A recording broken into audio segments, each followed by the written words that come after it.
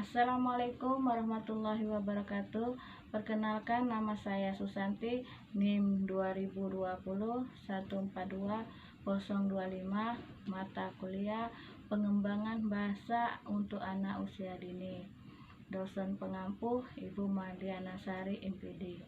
Baiklah, di sini saya akan presentasi materi tentang faktor-faktor yang mempengaruhi perkembangan bahasa untuk anak. Baiklah, kita simak video berikut ini.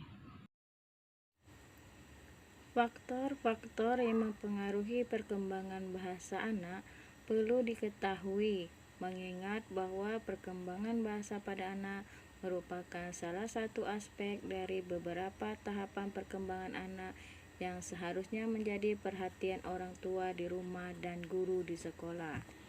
Menurut Vygotsky, faktor-faktor yang mempengaruhi perkembangan bahasa anak antara lain: 1. Anak harus menggunakan bahasa untuk berkomunikasi atau berbicara dengan orang lain.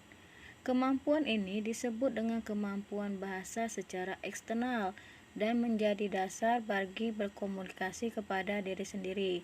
Kedua, transisi dari kemampuan berkomunikasi secara eksternal kepada kemampuan berkomunikasi secara internal membutuhkan waktu yang cukup panjang.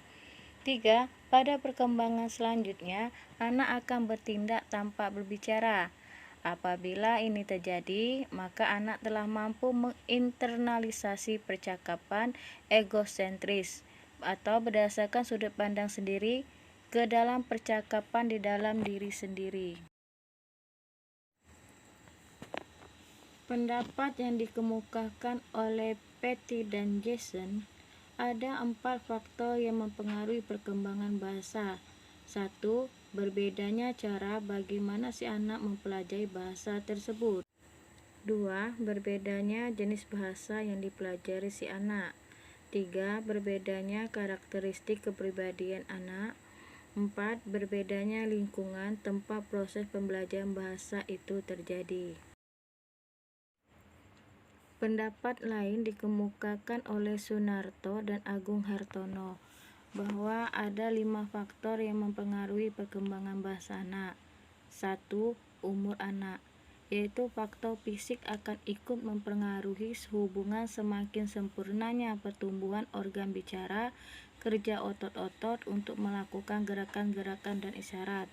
2. Kondisi lingkungan tempat anak tumbuh dan berkembang memberi andil yang cukup besar dalam berbahasa.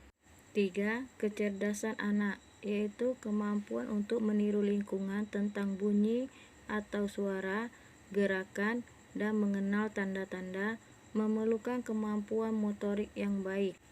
4. Status sosial ekonomi keluarga, yaitu keluarga yang berstatus sosial ekonomi baik akan mampu menyediakan situasi yang baik bagi perkembangan bahasa anak-anak dan anggota keluarganya.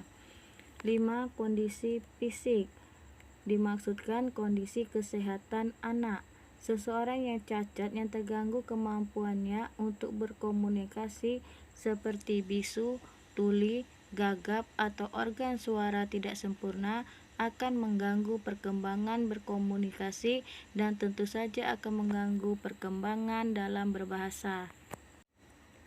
Perkembangan bahasa anak juga dapat disebabkan oleh banyak faktor, antara lain: 1. Kesehatan. 2. Inteligensi. 3. Status sosial. 4. Jenis kelamin. 5. Hubungan keluarga. 6. Keinginan berkomunikasi. 7. Dorongan.